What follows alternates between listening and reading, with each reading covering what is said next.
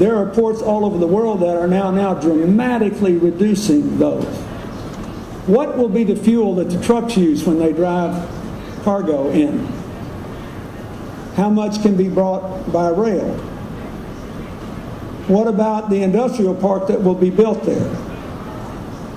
I think a lot of attention needs to be given to that. The other thing I would like to say is, for all of your advances, I think because you have so many other clean resources, I don't think Brazil has come close to its potential in using solar and wind.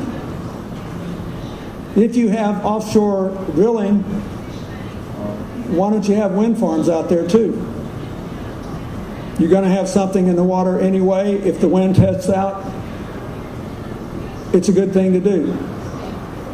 If you build big industrial parks or large university campuses, what about having the utility put photovoltaic cells on all their roofs and letting them, if they produce a surplus of power, give the rest back to the utility until they pay the bill for them? If you want to provide power to remote villages and very small towns, what about doing what they're doing in India and lighting them all off the grid with relatively small photovoltaic cells that don't cost much money and that will more than meet the community's needs and will allow them not only to have light at night and turn on a television at night, but use a computer and connect to the rest of the world? Do you have to worry about the financing? Yes, you do. But every time you double solar and wind production, the price drops 30%. The kilowatt hour cost of solar power in America today is almost exactly half what it was a decade ago. And I think that, again, I will say, solar power today, although you may have the capacity in some places, but you may not because you need a lot of space for solar thermal power plants where you have huge reflectors that heat vast amounts of water and then just run a standard generator. But otherwise, it's decentralized. It's like building retrofits.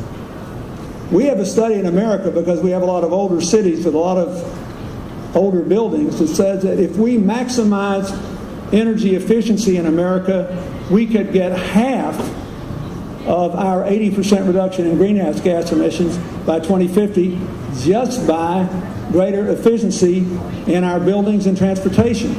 And keep in mind, when you make a building more efficient, it's like giving a tiny power plant back to your utility. We just did the Empire State Building, which a lot of you have seen in New York. We worked with them and Johnson Controls. And the way it works with the big building is that either the contractor or the person who provides the energy technology will guarantee the savings. They guaranteed 38% savings, so they will produce more. We employed hundreds of people there, cleaned off a whole floor of the Empire State Building. They cut all the glass for the double pane glasses. They brought in all the lighting changes. They brought in all the heating and air conditioning changes. They did all the installation work. They did it all from the inside out, created hundreds of jobs, and lowered the utility bill of the Empire State Building, built in 1931 when this was in nobody's mind. It's the oldest big building in the world certified for leadership in environmental and energy design. A lot of that could be done in the older parts of all your big cities. And the good news is this. I'll give you the American numbers. They'd be different in Brazil. But if you care about the employment, for every $1 billion you spend building a new coal plant in the U.S., you get 870 jobs. Natural gas, a little more, but not much.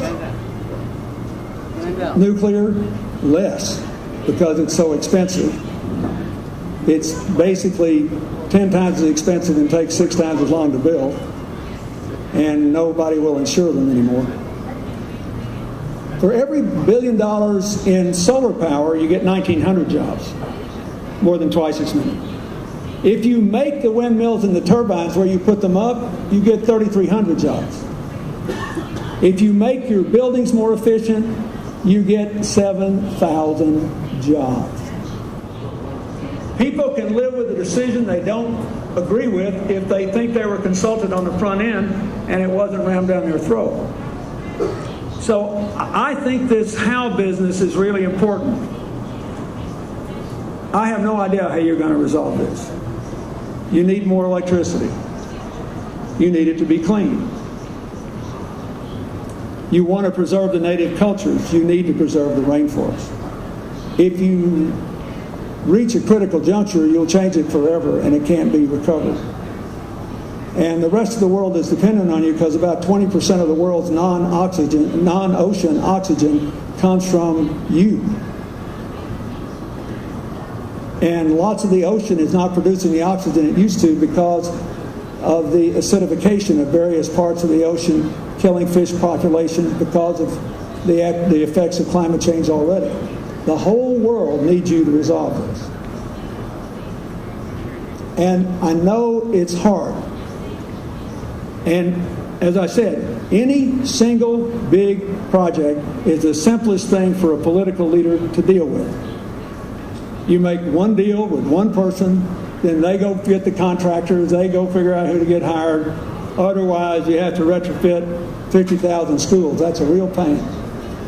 Even if it's cleaner, even if it's more sustainable, even if it employs a lot more people, you got to figure out how to finance it all, how to work it. But you have to think about these things because you have to think about what Brazil will be like for your children and your grandchildren, and whether the world will follow the good things you have already done or walk away from it, in which case everything you're doing could be rendered irrelevant. You cannot create a sustainable future for Brazil alone. You have got to convince enough other greenhouse gas emitters, including the United States and China, your two biggest trading partners, to go with you on this.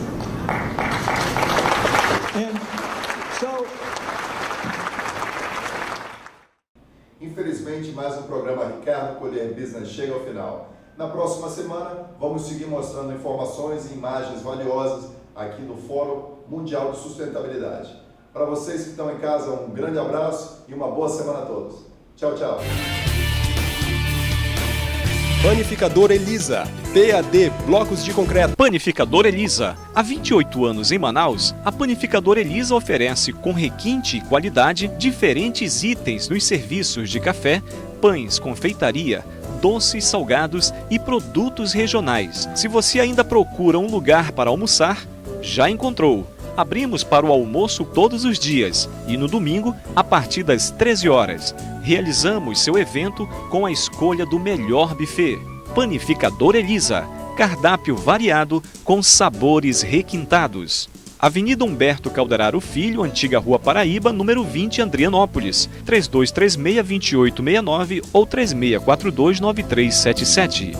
A PAD, Artefatos de Concreto, trabalha no desenvolvimento e produção de pavers, blocos de concreto, meios fios e pisos de qualidade para grandes e pequenas obras. Seguindo as normas da ABNT, com fornecedores certificados, a PAD tem o orgulho de participar do processo avançado de desenvolvimento da cidade e de sua obra. PAD, ideias inovadoras na construção. 9128-5554.